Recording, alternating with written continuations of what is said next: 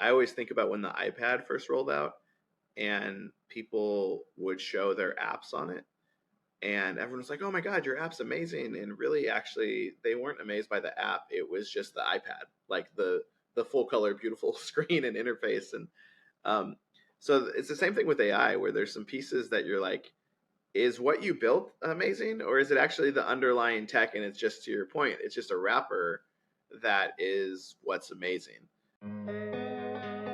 Hey everyone, this is Prashant and I'll be your host for the VC 10X podcast. And today we have Alex Harris with us. Alex is a founding partner of Fiat Growth and general partner at Fiat Ventures. Prior to Fiat, Alex led paid growth and partnerships at Chime, flexing his innovation skills and data-driven approach. His deep knowledge of fintech market provides superior marketing, business development, and growth strategies for Fiat's clients. In this episode, we talk about how they are reverse engineering venture capital at Fiat Ventures, their platform-first approach to venture capital, how they help startups succeed at Fiat Growth, what's the most underhyped and overhyped sectors in fintech, why they have a heavy reserve strategy at Fiat Ventures, keeping aside up to 3x to 4x initial investment for follow-on rounds, how can companies cut costs and grow sustainably, and so much more. Without wasting any time, let's dive straight in.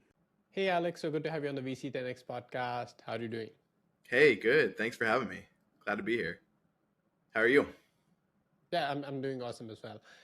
So good to have you here. And to start things off, can we first have your story, how you've kind of tried to reverse engineer venture capital by starting Fiat Growth first? So tell us that entire story. Yeah, absolutely. Have a little bit of a non-traditional path into VC. So my whole career I've been in growth. Most recently, prior to starting Fiat, I was at Chime, the digital bank.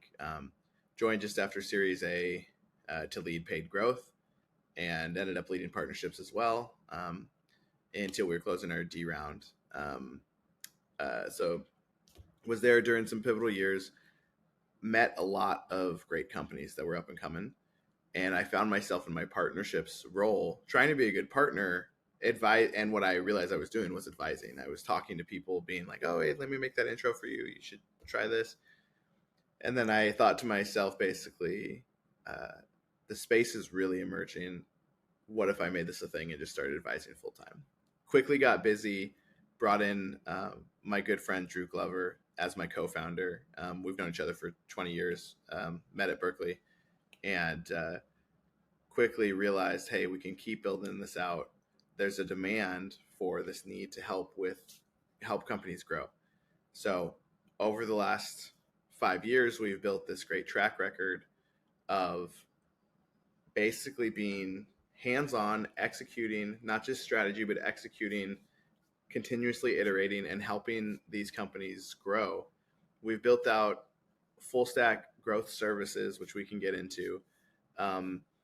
And that was really kind of the first piece that came. We started taking, as part of our arrangements, the right to invest before we had the fund, because we wanted the ability to know someday, as we're getting these great insights, we're doing what we call the ultimate due diligence because of how closely we're working with them, that maybe someday we could do a fund. So our story has really resonated, and it's been non-traditional. And normally a fund will have, they'll continue to grow, and then they'll create a platform team. We have kind of have that platform team first. We have 35 full-time people and 130 advisors through Fiat Advisory. And that came first. That gives us great deal flow. That gives us great knowledge of the space and what to look for. And then our hands-on work is that ultimate due diligence, where we're seeing all things. Happy to elaborate on that more, but that's basically what was the impetus for starting this. That's pretty awesome, Alex. That story of starting Fiat Growth and now going back to starting a venture capital fund, because a lot of the work you were already doing at Fiat Growth, right? So I'd like to understand how having Fiat Growth as something that you've already been doing gives you kind of an unfair advantage, that you've been tracking these startups over time and you've seen them grow. and how that helps you understand if these are investable companies or not, what's the growth trajectory going forward, and all those things. Absolutely. There's several layers to that. Uh, Really, one big piece starts with access, which is we have founders talking to us at the earliest stages. Um, we'll have them when they're still at their previous role and they're just thinking about starting something, and they'll come just kind of kick the tires with us, and we'll help riff on, hey, there's something here. Did you think about this? And start some of the early work on go to market strategy, kind of validating what they're building. That gives us a lot of really early looks. Through Fiat Advisory, even more so. We have 130 advisors that are meeting with people and saying, "Hey, you should take a look at this." As we're working on Fiat Growth, we're looking at all aspects. So in many cases, we're setting up martech and analytics. We're looking at life cycle and the customer journey. We're seeing the actual data. We're seeing feedback from customers. So we know how it's being received. We also know the broader market and what points are possible in terms of someone is giving us a slide and shows, that line straight up and to the right, and we can validate, yes, that is real, that is possible, those assumptions are valid.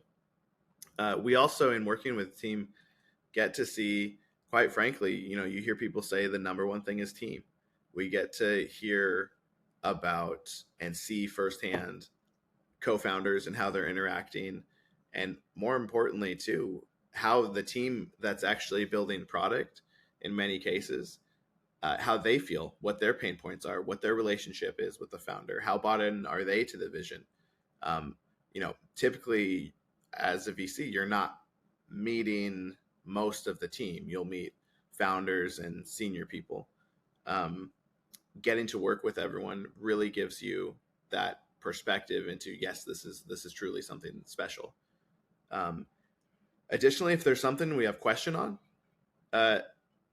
we can test it. We can say we kind of want to validate that this feature is something that there's demand for, and can encourage them to go test and actually prove some of the questions that we have either right or wrong. So we consider that to be a real big advantage, and really kind of endless insights that we feel fortunate to have, in addition to just the honor of being able to build with founders. Absolutely, that's quite interesting. And I'd be interested to know what are the kind of things you're helping these startups with at Fiat Growth.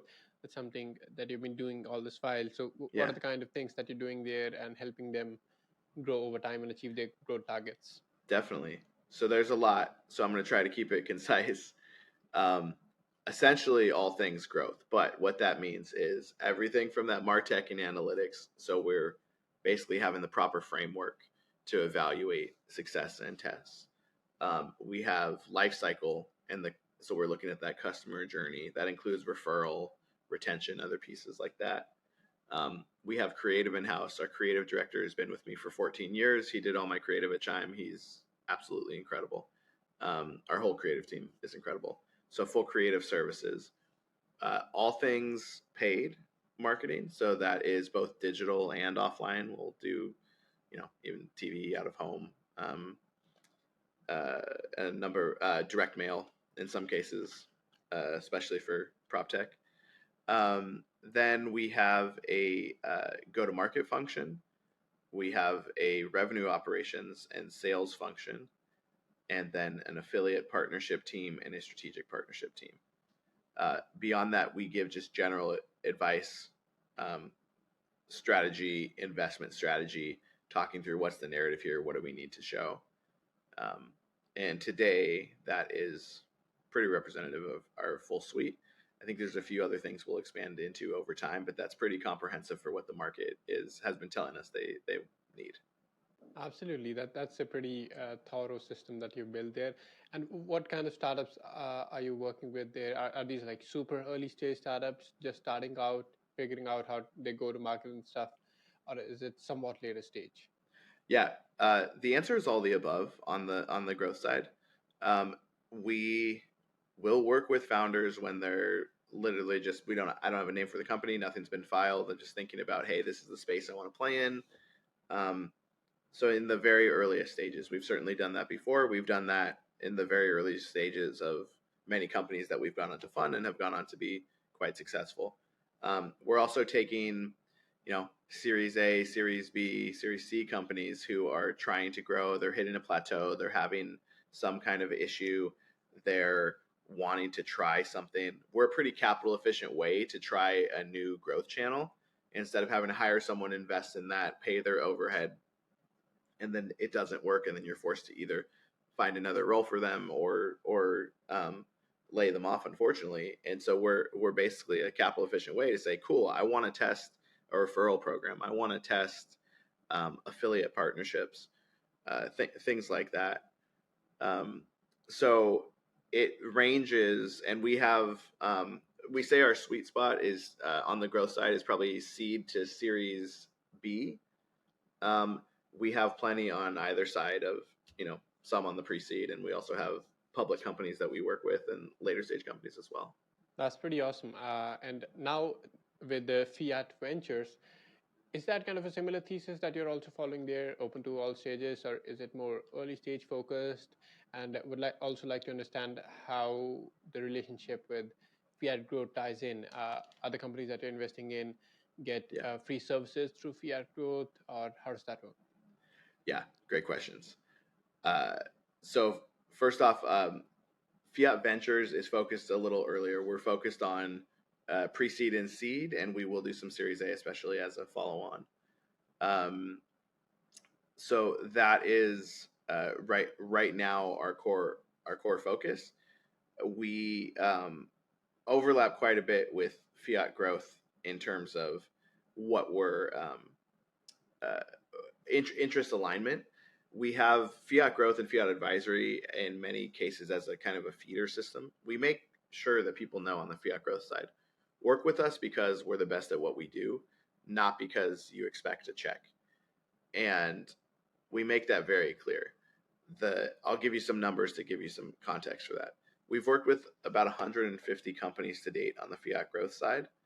We have deployed on the Fiat Venture side in 29 companies, and I believe of those 29, 16 of them have been Fiat Growth clients. So it's a great path that we go on, but we try to separate that out. And it's not working with us on growth is unrelated to whether or not we're going to invest. The flip side, to answer your question, as far as Fiat Ventures, when we invest,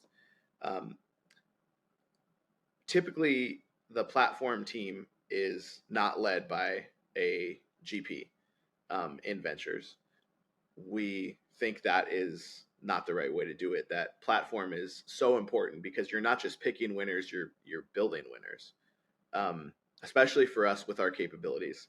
So I am thrilled that I get to lead our platform team, and that is hands-on. I'm hands-on with every one of our investments, talking through strategy, talking through a lot of pieces, bringing in experts as we see fit. There's a line to walk as far as that. That does come with our investments. There's a line to walk in terms of like, hey, we want to set up a CRM. Hey, we want to do all these creative asks and certain pieces like that, where we say, okay, that starts to look like a Fiat Growth engagement. So there is that line, but we absolutely on the venture side are providing that true value to our investments. Yeah, that's pretty amazing. Like it's great that you first built out the platform side of things, which was Fiat Growth, and then added that venture element to it later. So that is why we say that you reverse engineering venture capital, because how typically venture firms start out is that they first build out their investing function, and over time, as their AUM, assets under management, grows, then they start to invest in the platform function.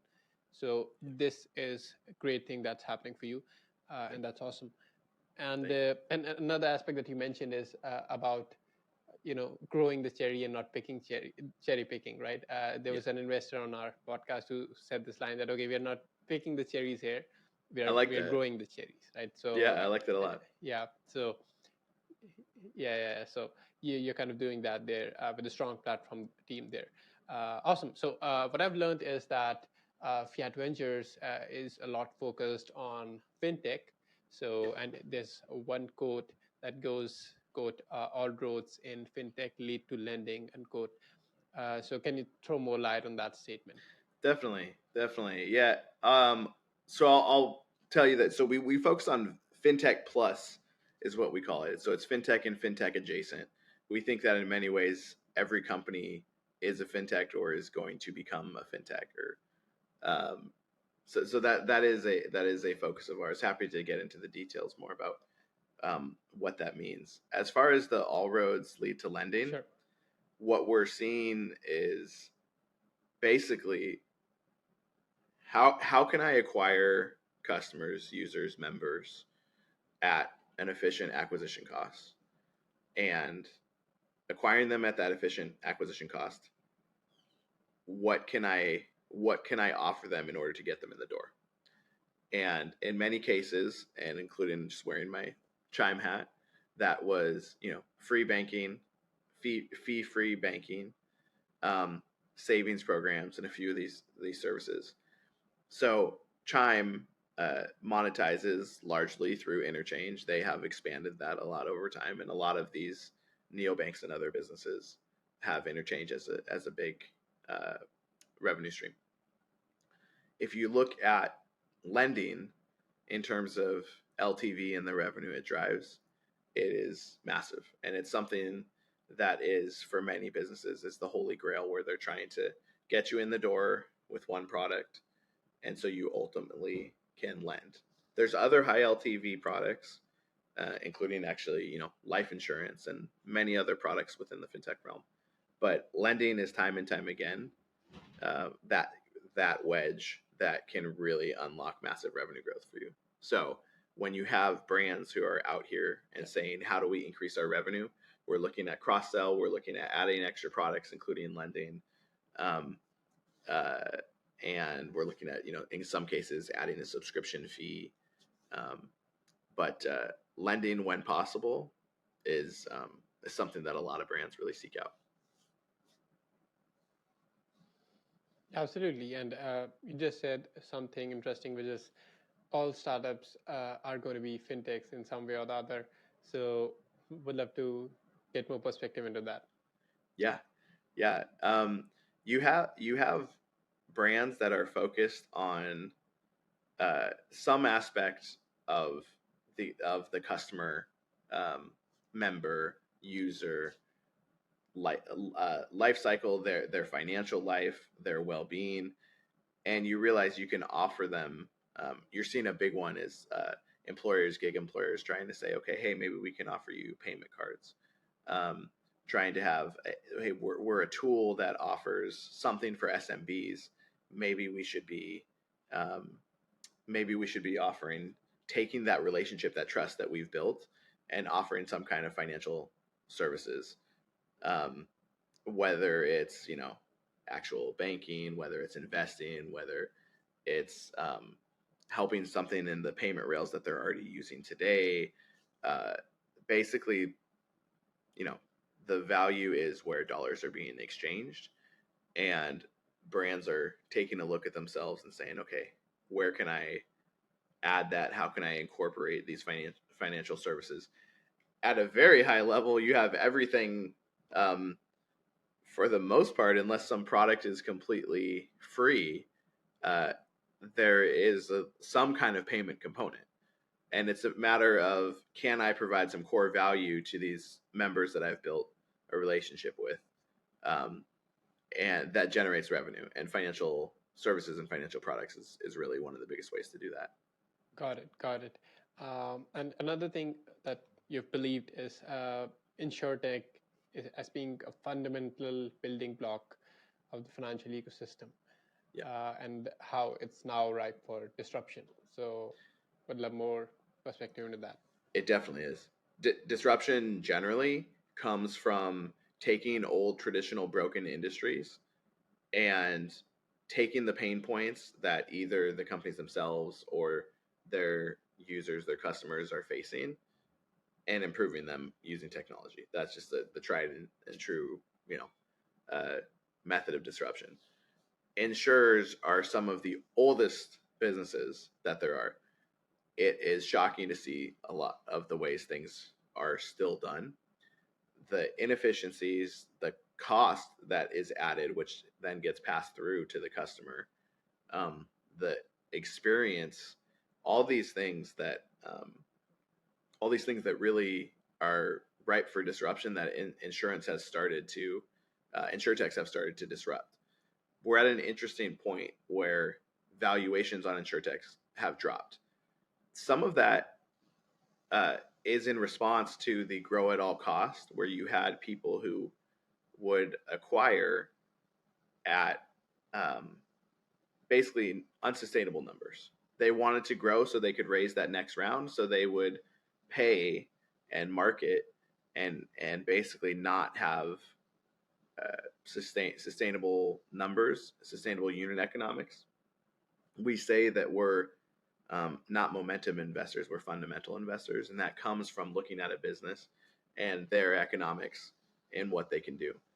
Insurance can do that. It needs to be not grow at all costs, but grow in a capital efficient way. And so you have these products, and I'll take, say, life insurance, for example, one of the highest LTV products. You have even term life insurance. You're saying, basically someone's paying $50, $60 a month or more for 20 plus years. It's a pretty high LTV product. So you can pay a lot for that.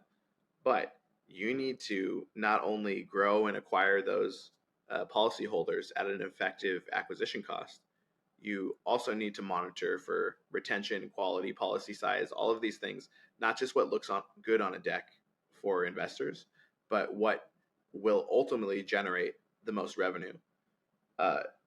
Insurance is this fundamental building block of our society. So it's everything from health insurance, which obviously everyone needs and should have, and is probably one of the most frequent. That and auto insurance are probably the two most frequent that people focus on. You also have, home, renters, a number of other products in the insurance space that, again, are fundamental to our functioning. So you have these old, broken, massive industries that everyone uses that are high LTV, completely ripe for disruption. You just need to come at it in a way that can be fundamentals first, business first. And there are many in the shift in the market that are starting to really focus on that. And so we're seeing this maturity in insurtech that is going to take it to the next level over the coming years. Yep, certainly. And another question I had for you is, what are the subsectors within fintech that you think are overhyped, and on the flip side, also the ones that you think aren't garnering enough attention? Yeah, definitely. I've got a few for that. The funny thing is, maybe I'll maybe I might say AI for both. Both in terms of in many ways being overhyped, but also underappreciated too. The joke is, and that that VCs will follow just buzzwords and where dollars are flowing at the moment. Again, like momentum versus fundamentals. AI is incredible and powerful, revolutionary, and to me, what it comes down to, that fundamental investing is actual utility being provided, is actual value being provided. So you have two things that are happening, and this is where I'll say is the overhype.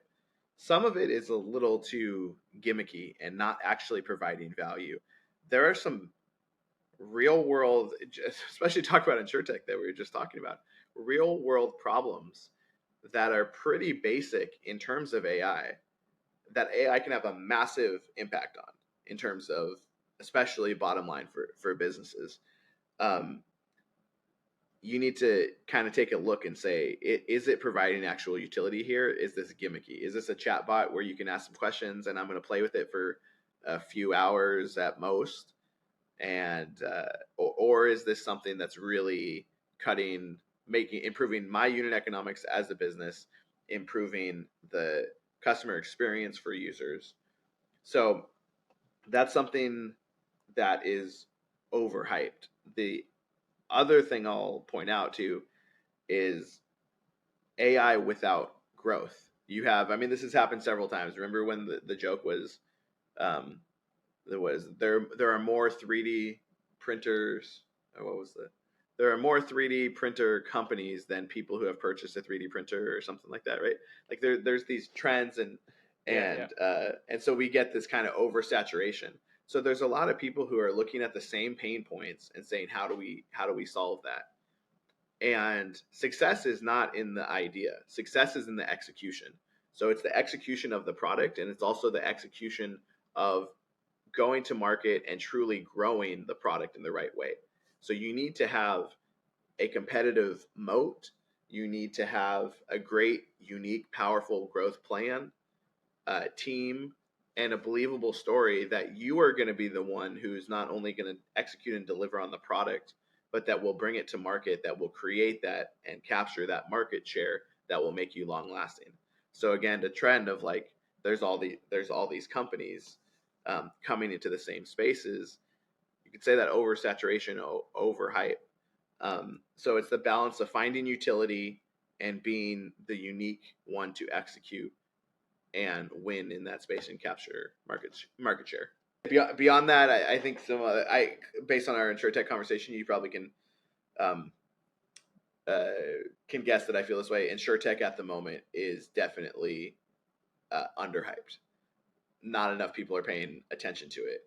I think they'll look at like some of the valuations that popped and did those valuations make sense, and they're taking that to mean that the market isn't valid, rather than the market just needs to be repriced and is a long-term massive opportunity. So I'll say not enough attention is happening with InsurTech. I'll maybe pick on one more thing on that is on the overhype is probably wealth building and wealth solutions. There's a number of those, very difficult to capture, very difficult from a cost perspective, and also very difficult. There's this problem with I want large assets that I'm managing. I want large account holders. They're not cheap to acquire. They're not those users are not really wanting to make a jump from their existing solutions, their existing financial advisors, typically fairly busy. It's hard to capture. So there's that extra layer in that vertical as well, where great that you've built the great product, but difficult to acquire and retain the profitable users that you're looking for. Yeah, absolutely. And one very good line that you just said is about that we focus on fundamentals and not the momentum, right? Yeah. And that's so important when we're talking about these hype cycles that always happen, right? And right now it seems to be AI, right? So what becomes important as a VC at that time is to have a great filter to like capture the right startup. You can't just sideline it. Okay, there's just too much hype. I'm just going to ignore it. Yeah. And you can't always just take it all in because it's just too much. So having that great filter is so important. So what's that filter for you? I believe you also must be getting some good AI related deal flow. So how do you filter from the good ones from the bad ones, or the just AI wrappers and from the real significant solutions? Because I think there is another very important aspect to AI startups is that how easy to replicate are they, right? Because if it's just a chatbot, AI related chatbot can be easily replicated. Another startup popping up, then you have to compete with them, right? More money spent on marketing, competition stuff. So that competitive aspect also needs to be taken care of. Would love your views on that. 100%. The moat needs to be there. And the moat can be, hey, this is repeatable, but we have a unique wedge into growth. We have this growth, we have this market share, we have this brand reputation, there's other pieces that really, this is why we're going to be the one to win. There certainly is, to your point. I always think about when the iPad first rolled out and people would show their apps on it. And everyone was like, oh my God, your app's amazing. And really, actually, they weren't amazed by the app. It was just the iPad, like the full color, beautiful screen and interface. And so it's the same thing with AI, where there's some pieces that you're like, is what you built amazing? Or is it actually the underlying tech? And it's just, to your point, it's just a wrapper that is what's amazing. a little harder to tell what's what. With the iPad example, it's more apparent and in your face. Whereas, someone without looking under the hood on the technology and the calls that are being made on the back end, like what actually is happening here. So it does take proper due diligence. In addition to us taking a look at it, we also have a variety of technical experts that we'll call on to actually meet with engineering teams, talk about. We certainly have learned a lot, but we don't know everything. Candidly, no one really does in the early days of the AI space. And so we're making sure we're seeing, is there that differentiator in tech? How hard is this to replicate? Are there other solutions that can do the same thing? What's unique here? And so trying to look for that unique team, unique ability to execute, unique technology, unique IP, which is rare in IP, except for like kind of the infrastructure layer. There's unique IP there, but at the application layer, it's not as frequent. So really kind of dissecting what value is there that we're investing in, and what do we anticipate is possible for them to capture value wise. Can they execute on this plan? Yeah, totally. Yeah, that absolutely makes sense. And talking about the current times, it's also a time when funding isn't as readily available. People are not throwing money at you anymore. So how do you think should startups change their approach in how they operate in order to grow in a more sustainable fashion, Yeah. in contrast to the earlier hyper growth or growth at all costs Yeah. mindset that used to be followed? Yeah, it's definitely shifted where early you need to focus on those fundamentals and answer the questions of not just we're going to acquire all these users and we'll figure out how to monetize them later. That's not an acceptable answer anymore. You need to, from day one, at least have a path and explain it. Not that you need to be earning revenue from day one or even in the earliest stages, but you need to have a believable path to, this is what we're going to do. This is how we're going to capture our base. This is the technology that we're going to provide on, say, the B2B side. And this is what, we're going to validate it with a partner or two, but is it believable that the market is going to continue to pay for this beyond maybe like a free pilot that you're running?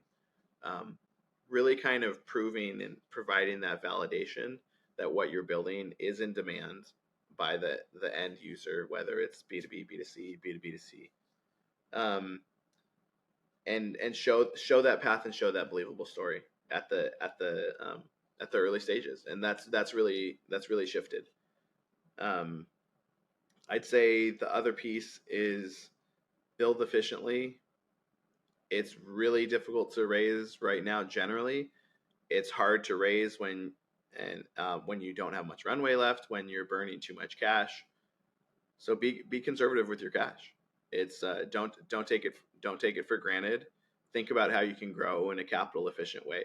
So that includes, maybe using consultants and advisors more because they're more cost effective than a massive full-time team. I think that's part of what's underlying when you're seeing a lot of these layoffs that are unfortunately occurring, is people are looking for these cost-cutting measures.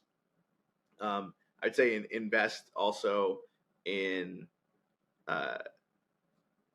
as much as possible fixed cost channels. This is maybe more of a consumer point, but affiliate, referral, these are things where you can control the actual cost. And then as much as possible, also, this is just good practice. The data is king. You need to have great data. And so that believable story, no one's right 100% of the time. The only thing that's right is data. So you need to show that you have an appreciation for it, even if you haven't built it out yet, that you have an appreciation for data. So you will know that you're going to monitor, you're going to test, you're going to iterate, and you will, if you don't know all the answers now, which no one knows all the answers now, that you will test and find your way into the right answers and sustainable growth. So showing that mindset and appreciation for that is great validation that the numbers will come. Yeah, absolutely. And Another thing we want to cover is at Fiat Ventures, you're following a heavy reserve strategy wherein you're setting aside 2x to 3x of the initial investment amount for follow-on investments. Yeah. So would love to have your view on why that's so, and also how that's expected to impact the fund returns overall. Yeah. We have a heavy reserve strategy because it's really leaning in even more to our strategy of we do the ultimate due diligence. Hey, it's really a lot of diligence if we've been working for them, working with them for a year plus. Uh, so the idea of heavy reserves is just another doubling down on us doing the ultimate due diligence. We're seeing in many cases also the opportunity. We're building great relationships with our founders, a lot of trust, and we're seeing there's an opportunity. Someone's going to preempt this. Someone's going to jump in. Someone's going to lead it. We should be leading this. It's really an opportunity for us to not just say, "Great, you're growing," and we know that we're doing the ultimate due diligence, but it's also that we are making sure we're well positioned to know on the ones that we know are going to be outright winners, that we're in a position to really size up our position, and in many cases, look to take that substantial check or even lead a follow on round. Absolutely, that's pretty great approach there. And another thing that I learned is that you're building Fiat Ventures in a fashion where you're prepared for market correction, right? So would love to learn more about what are the measures you're taking to be sure of that. Yeah, I think a lot of that gets back to the fundamentals, not momentum. Understanding, it's interesting. You have founders who are great at raising, like that's a big skill. That can't be the only skill. In the past, some people are like, oh well, yeah, they'll keep raising money. They're just good at it. You have founders who are incredible at execute in the reverse, who are incredible at executing, building, leading, doing everything, but they struggle a little bit with raising funds and kind of playing the game, having the conversation, sending those updates, not saying hey once and then they say no thank you, but actually saying cool, I'm going to keep you posted. Yeah, fully respect that, fully respect the no thank you, but I'm going to keep you posted just in case, right? um, Asking, is it okay if um, I send you our newsletter or update, things like that.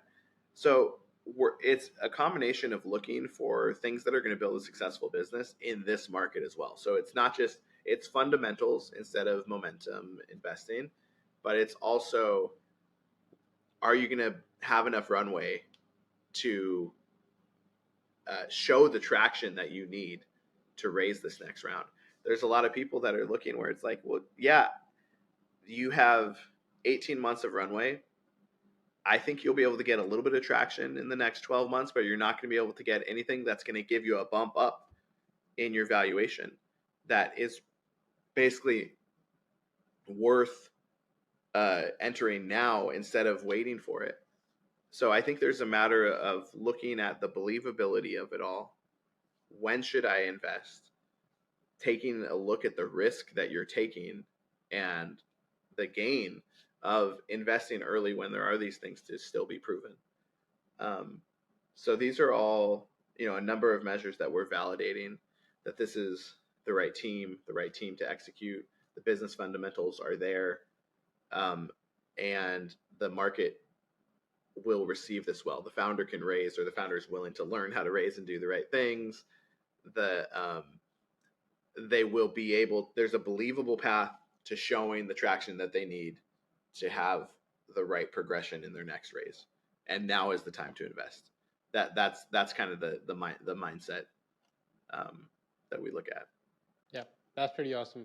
All right, let's now jump on to the rapid fire round, wherein Yeah. I'll ask you 5 quick questions about the investing that you're doing at Fiat Ventures, Yeah. and you have to give 5 quick answers. Sounds good? Okay. All right. Yeah. So the first one goes: what are the sectors and regions you invest in? Geographically, primarily the United States, but we definitely will invest internationally as well. Not as frequently, but yeah. And then sector is fintech and fintech adjacent. What's the typical stage of investment?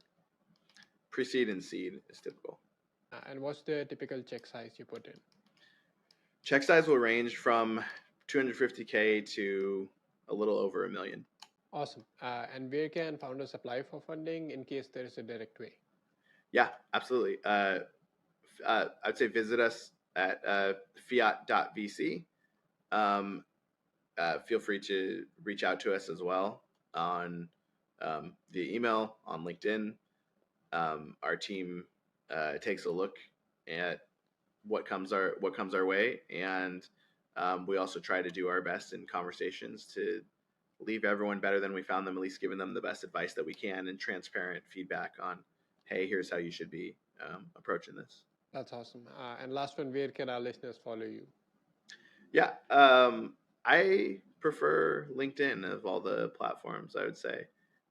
Certainly, we post content on fiat.vc, try to publish some other content and blogs there, but LinkedIn is definitely my platform of choice. So yeah, feel free to connect on LinkedIn. Awesome. I'll make sure to put all those links in the show notes below. Thanks so much, Alex, for coming on the podcast and sharing your journey and what you're building with Fiat Ventures. And Absolutely. happy investing. Thank you so much for having me. I appreciate it. It's been a pleasure. Thank you.